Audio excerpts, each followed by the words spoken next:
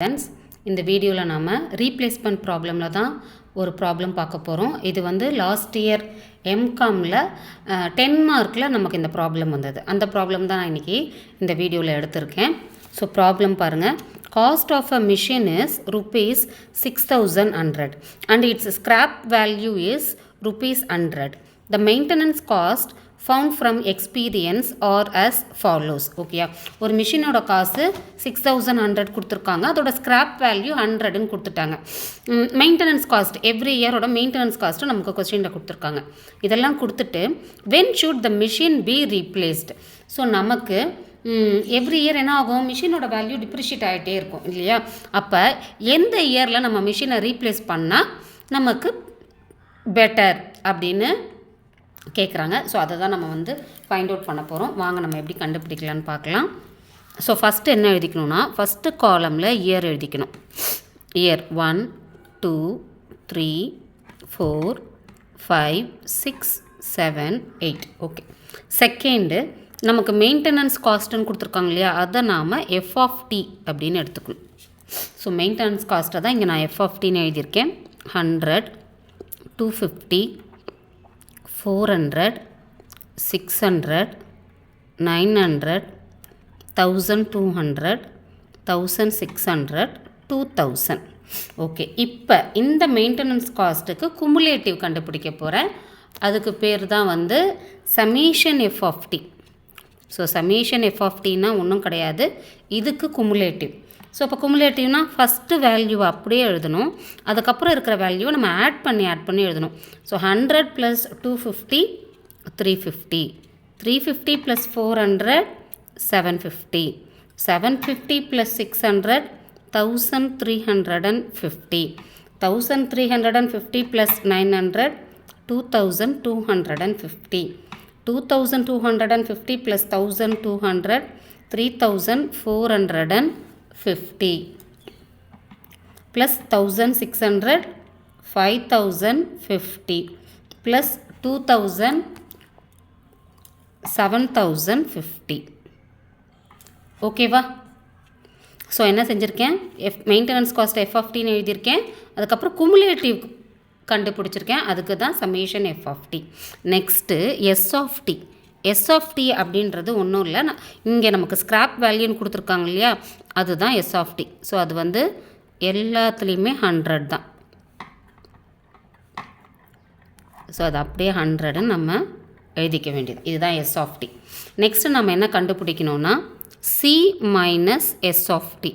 சின்றது மிஷினோட காஸ்ட்டு வந்து இங்கே நமக்கு 6,100, அதுலேருந்து இந்த எஸ் ஆஃப் டியை சப்ராக்ட் பண்ணோம். ஸோ ரெண்டுமே ஃபிக்ஸடுன்றதுனால 6,100 - 100 6000. ஸோ இந்த காலம் ஃபுல்லாக நமக்கு 6000 அப்படின்னு எழுதிடுங்க.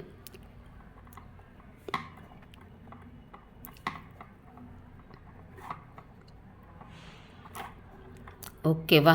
Next total. ஸோ நெக்ஸ்ட்டு காலம் வந்து டோட்டல். ஸோ டோட்டல் என்னென்னா இந்த C minus S of T plus இந்த சமேஷன் எஃப் ஆஃப் டி. அதாவது நம்ம இதுக்கு நம்பர் கொடுத்தோன்னு வச்சுக்கோங்களேன், 1 2 3 4 5.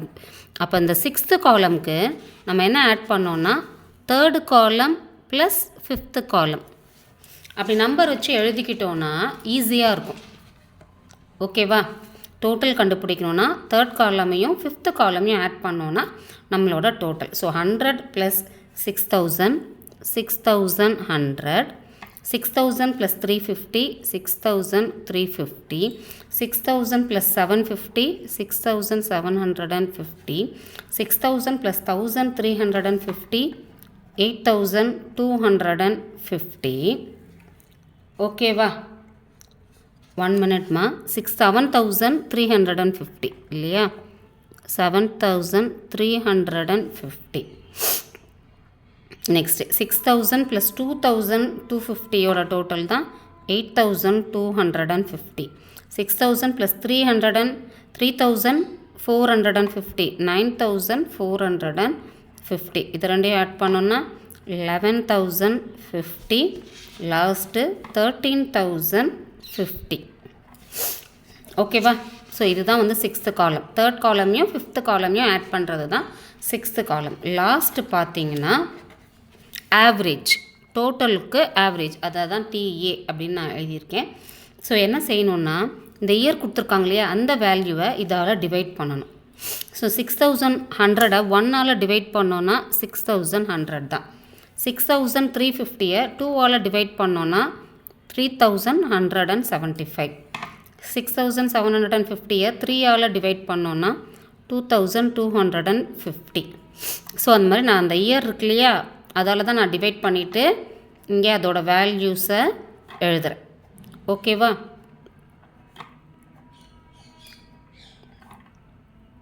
So last value. ஸோ புரியுதா? இந்த இயர் வேல்யூ இருக்கு இல்லையா, இந்த இயரை தான் இந்த டோட்டலில் டிவைட் பண்ணுறேன். டிவைட் பண்ணால் நமக்கு இந்த வேல்யூ கிடைக்கும்.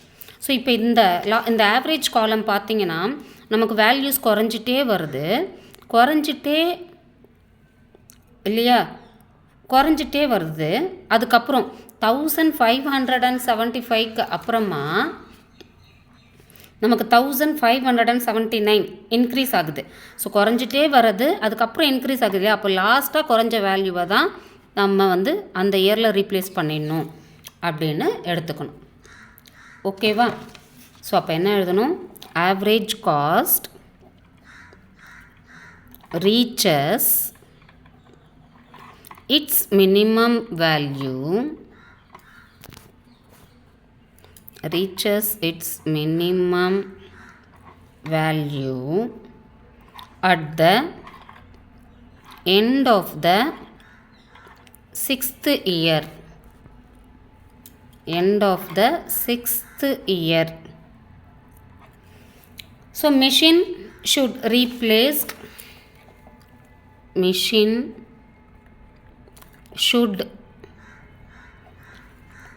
be replaced at the end of every 6th year. So 6th இயரில் இந்த மிஷினை என்ன பண்ணிடணும், நம்ம ரீப்ளேஸ் பண்ணிடணும். புரியுதா ஸ்டூடெண்ட்ஸ்? ஸோ இதுதான் இந்த ப்ராப்ளம். ஸோ இந்த சம்ஸை ப்ராக்டிஸ் பண்ணுங்கள், உங்களுக்கு ஈஸியாக இருக்கும். ஓகேவா? தேங்க்யூ.